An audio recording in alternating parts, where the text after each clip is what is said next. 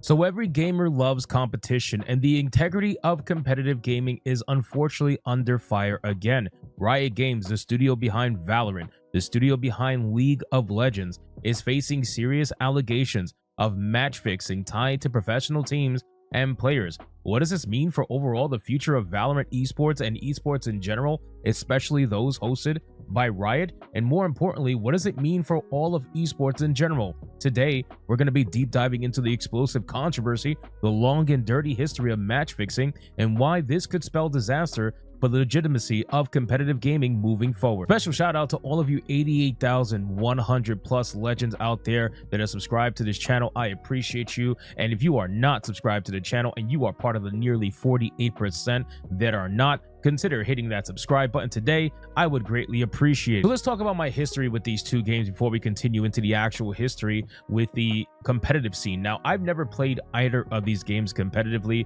I've only played them casually. I played League of Legends for years. One of my favorite characters by far was Udyr. I absolutely loved Udyr. I thought he was an amazing character. I also played Udyr top because I loved playing Udyr top, man. He was very hard to push in the top lane, and it was a lot of fun, at least back when I played. I also played Veigar mid, and I also played Karthus mid. Those are my two favorite mages to play mid. So I very much enjoyed League of Legends back when I played it for many years, but it's been a long time since I played League of Legends. Valorant, I only dabbled in a little bit, but ultimately it's just not for me. I much prefer my older classic shooters like Counter-Strike, for example. I am very much into more so those than something like Valorant. And even though Valorant tries to mimic the gun gameplay a little bit of Counter-Strike, ultimately once you throw in the powers and all of that, it starts to become something more closer to Overwatch than an actual competitive shooter, in my opinion. But that's not to take away the competitive nature of Valorant. Let's be very clear, it's a very competitive game.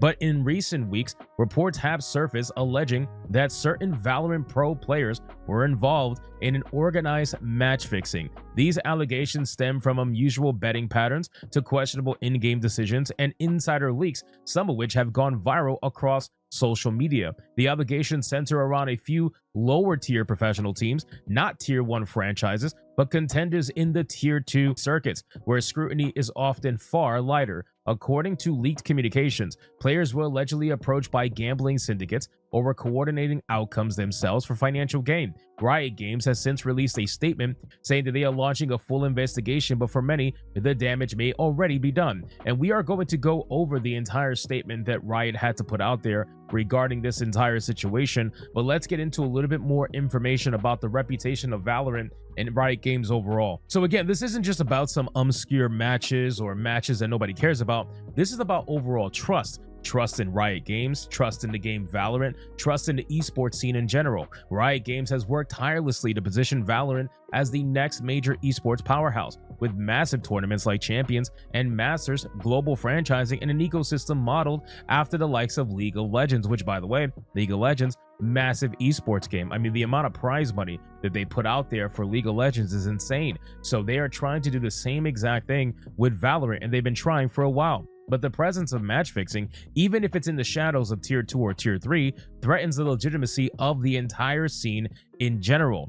Now, fans want to believe that every clutch, every round, every loss, and every win matters. But when match fixing is even suspected at the slightest, it casts a cloud over every tournament result. And in an industry built on viewer trust, that's very, very dangerous for you to be in. Nobody wants to doubt the results of any competitive match. Everybody wants to believe that people gave it their all and somebody ended up just being the better player. But if you end up in a situation where you have these allegations and they prove to be true, which is even worse, that's where you end up in a situation where viewership trust now dwindles and people are like, well, why am I going to watch this if it's fake? I thought it was real the entire time. So once that image is removed, that's really bad for a situation like that. Now, before we get into Riot Games and Valorant, I want you guys to keep in mind, this is not the first time this has happened in esports.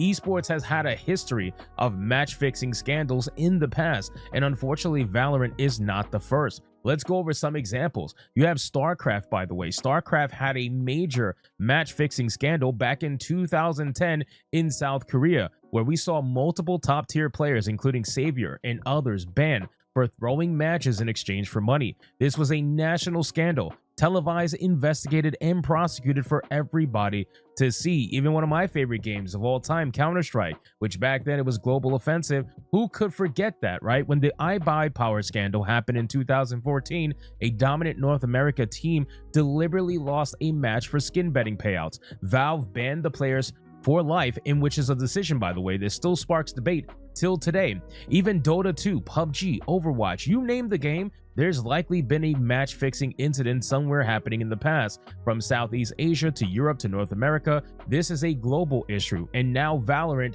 is joining the list. So why does this keep happening? I mean, it's pretty obvious, I think, at this point. There's a couple of reasons, right? Money is going to be the #1 reason. Players in tier 2 and tier 3 are not paid big salaries usually, right? So gambling syndicates can see this as a weakness and offer thousands of dollars to throw a match. It's tempting for these people, especially when they feel like nobody's going to pay attention. Reason #2 would probably be weak oversight overall. Unlike traditional sports, esports lack strong regulatory bodies. In lower tier events, there are fewer cameras, fewer analysts, and little deterrent, so people feel like they can get away with pretty much anything. And then, of course, you have to understand the culture of gambling, right? With the rise of skin betting, crypto casinos, and offshore sports books, the gambling infrastructure around esports is massive and largely unregulated, so people feel like they can do damn near whatever the hell they want to do. So let's go over Riot's statement against the allegations. I feel like it's very important to read it through and through so people can understand exactly where Riot stands and what they're going to be doing about this moving forward. But don't get it twisted. This is going to be a very PR kind of response.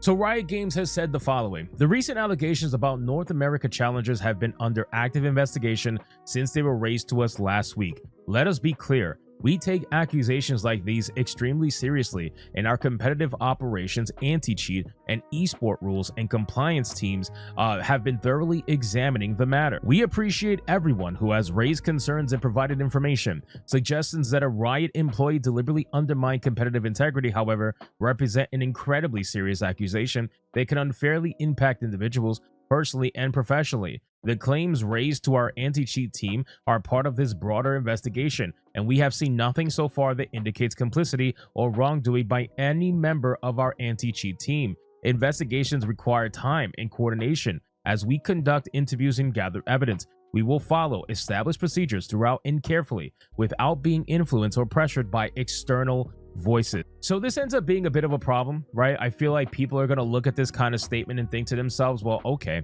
so is this another situation where you investigate yourself and you find that you did nothing wrong? Because we've seen that before, right? We've seen many companies and many situations where they're like, well, we investigate ourselves and we found nothing was wrong at all. Of course you didn't, right? Because you investigated yourselves. You don't have a third-party source outside of you investigating you to figure out if you guys actually did anything or not. So it's very easy to hide things, which results in people not really believing this sentiment too much. People are looking at this with a raised eyebrow and saying they'd rather have a third-party source investigate the situation to see if they find anything and make sure that Riot does not, pay these people in order to do it. Let them get funding from somewhere else. So even though Riot Games has promised a thorough investigation and they've temporarily suspended involved players while they gather evidence, many in the community feel Riot has been too reactive, waiting for scandals to explode before acting. On Reddit, Twitter, and YouTube, fans are voicing concern that Riot isn't doing enough to police its own ecosystem. And it's not just fans. Some pro players are now calling for an independent watchdog group, similar to what the traditional sports world uses. Because let's be honest, self-policing hasn't worked very well so far for any company that practices it. And it's not just, again, I'm not just singling out Riot Games. Every company that tries to pull the whole "we investigated ourselves" nonsense has been proven for the most part to be absolutely full of it. And you need to have outsiders who are not involved directly with either company making sure that things are going the way they're supposed to go. So there is a video that is going out there. It is going viral right now, and this video comes from Shawn Garris. I'm sorry if I'm saying your name wrong. It's only a few minutes long, and essentially what he's talking about is how he revealed that he was a competitor for Complexity. A match was thrown for just $700 of Counter-Strike skins, and that was back in 2014. That gives a solid indication of how long these issues have been prevalent. And I feel like it's very important to make sure that people understand this. And he took to social media to upload this 6-minute kind of expose on the tier 2 Valorant esports ecosystem. He stretched how he has been supportive of NA challengers since the jump, but things are getting desperate and he can't stay silent anymore. So I'm going to play a little bit of this video on screen for you to see, and we could get a better idea of what's going on, and we'll talk about it. Here we go. Yeah, so I was not planning on being here tonight. I don't think I'm really in the right mental state to make this one, but for those of you that don't know me, my name is Shawn Garris. I have been in this industry for, over 20 years now. It started as a player, was broadcast talent, analyst, and caster in both Counter-Strike and Valorant, coached in Valorant, GMing currently in Valorant, content creator in both games, ran my own tournament in Valorant, worked in partnerships at PopDog, which is the parent company to Loaded. So yeah, it helped start the CSPPA. So that was cool. But here we are today. And what we are discussing today is the state of Tier 2 North American Valorant. It is infected. Match fixing, cheating, underground gambling rings, people making hundreds of thousands of dollars on these games that are rigged. I was on Complexity on the other side of things when iBuyPower threw a game. We were making $300 a month before VC money. iBuyPower had no salary, but they threw that game for $700 of Counter-Strike skins. This is mental, what I have stumbled into. I've been looking into this for quite a bit now, and it's about time that I guess it came out. I mean, I was trying to clear people behind the scenes and do due diligence, get through the proper channels. Riot is doing their own investigation. NA Challengers is doing theirs as well. I'm sure some other people are aware also. And I think a lot of people are. People have been watching my co-streams. I've been supporting NA Challengers from the jump. Same with Game Changers. And again, I've been here for a while, and the desperation in the room is unlike anything I've ever felt. Back in the day, there wasn't really much money to begin with. So it was kind of unforgivable because everyone was just doing it for the love of the game. These days, there was money, and it was so recent. You just have to go back a couple years on VLR. Go back to 2022 and just look at the teams. I'll list them right now. Xset V1, Rise, Knights, Luminosity, Pioneers, The Guard, Renegades, Ghost, Andbox, Complexity, Soar, Radiance, FaZe. All of these jobs gone. In a couple years, what has happened to the scene? It does not make this excusable. This behavior is absolutely unacceptable. And what I said is what I mean. This has angered me to the core. I put my whole life on the line for this industry, and I have 2 little girls right now that I just put down, and it is depressing. It is. Oh, it's so gross what has happened. But here we are. And yeah.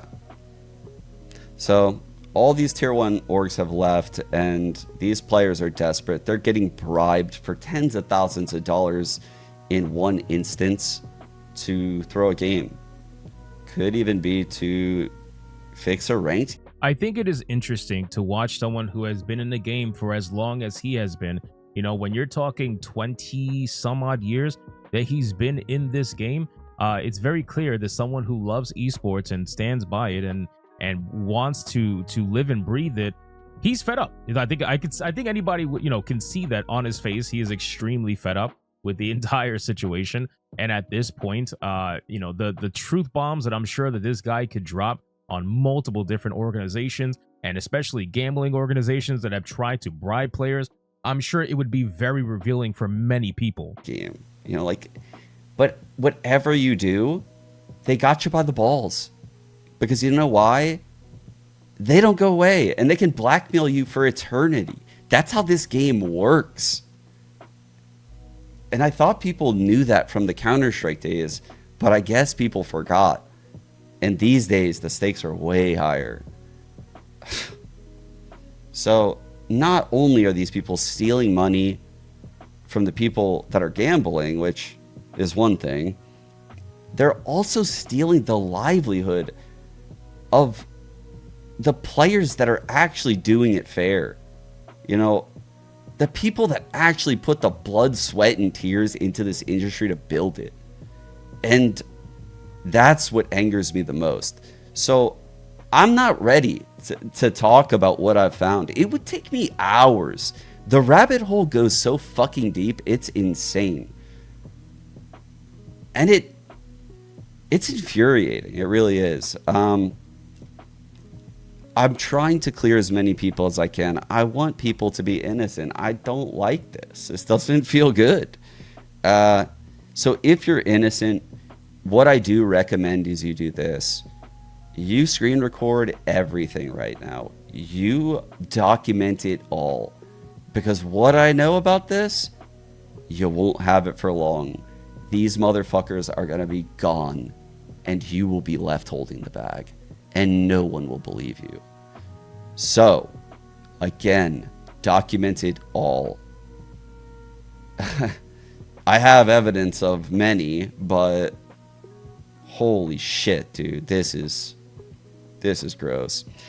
So with that said, yeah, stay tuned for a fucking banger next week, chat. Oh, you can bet I'm going to follow up on this story because it looks like Shawn Garris is going to drop a massive video kind of going over all of the cheating situation that is happening in esports right now. So I'm very curious to see what's going to go on overall. But let's just zoom out just a little bit and clearly understand that this is not just a Valorant problem. We may be discussing Valorant currently right now, but every time a scandal like this erupts, it just chips away ultimately at the credibility of all esports. Sponsors, which are already hesitant to invest in volatile gaming markets, just might pull out completely.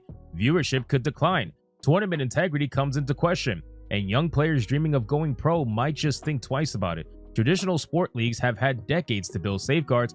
Esports, I mean, it's still in its younger years when you really think about it. And scandals like this are a growing pain and the industry cannot afford to ignore anymore. So ultimately, match fixing is a cancer of competitive integrity. It poisons the core of what makes esports exciting, which is real competition. Everybody loves a real competitive event, and Valorant is now at a crossroads. Riot must act. They must not just protect their game, but they have to protect the very idea that esports can be trusted, respected, and celebrated globally. Because if fans stop believing what they're watching is real, the whole industry is going to collapse. You're not going to be able to pull a WWE and get away with it. Everything is going to fall apart. So thank you guys so much for watching this video, and if you enjoyed it, please consider hitting that subscribe button and that like button. I would greatly appreciate it. And special shout out to all the Bigot Army members out there for hitting that join button. And if you are not a member yet already, consider smacking that join button. I would greatly appreciate it. So until next time, let me know what you thought in the comments down below, and I will see you on the next video. Hypnotic out.